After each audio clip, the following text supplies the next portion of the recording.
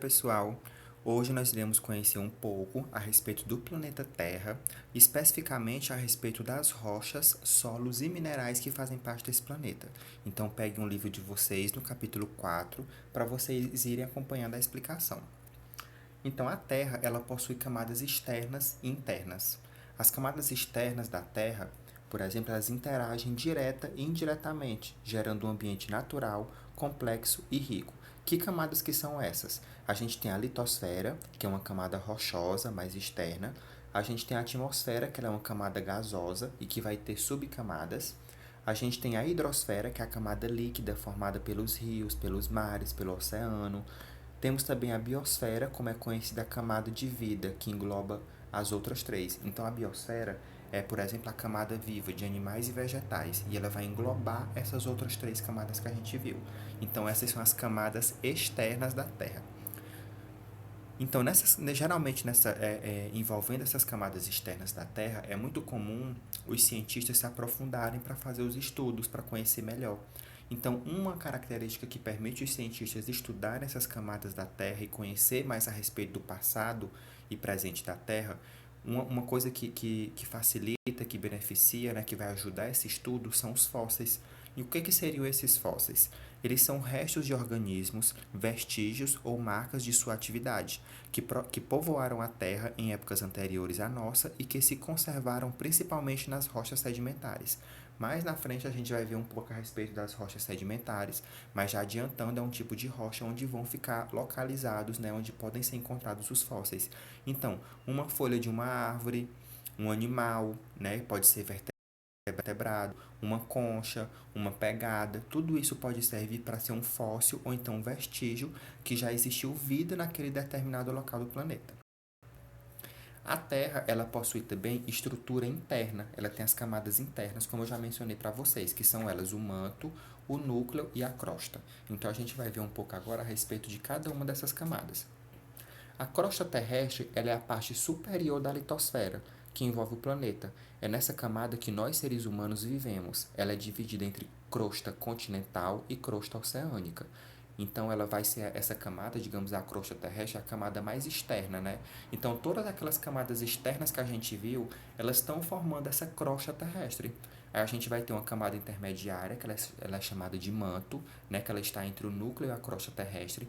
É nessa parte onde vai estar se localizado o magma. O que seria esse magma?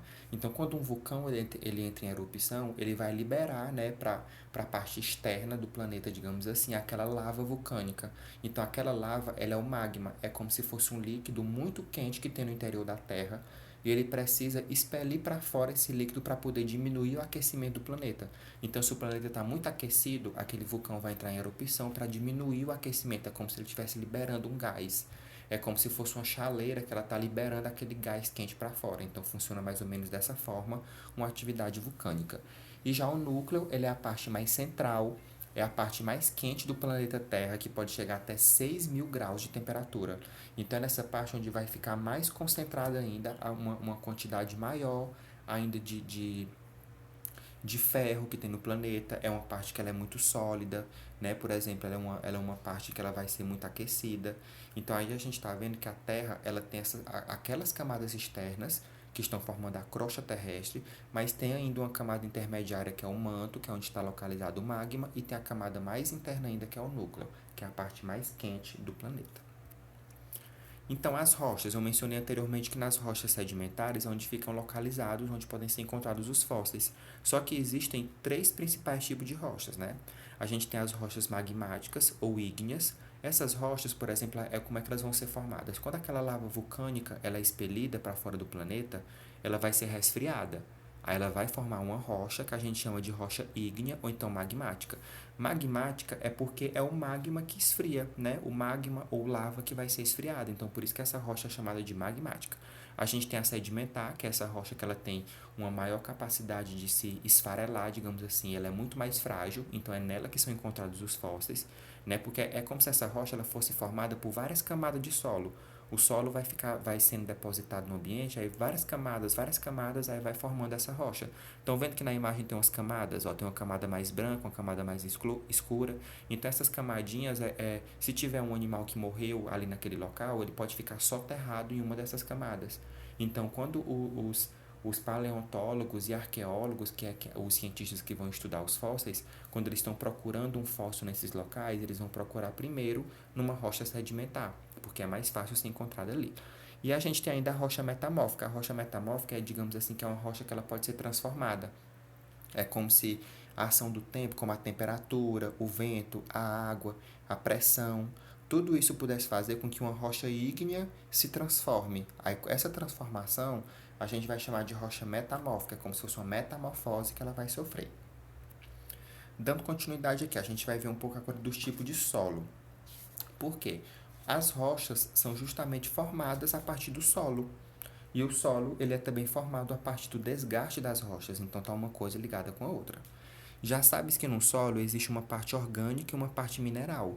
Então você tem aquela parte orgânica que vai trazer nutriente para os vegetais e tem a parte mineral que é o solo propriamente dita, né, que é a parte que foi desgastada de uma rocha.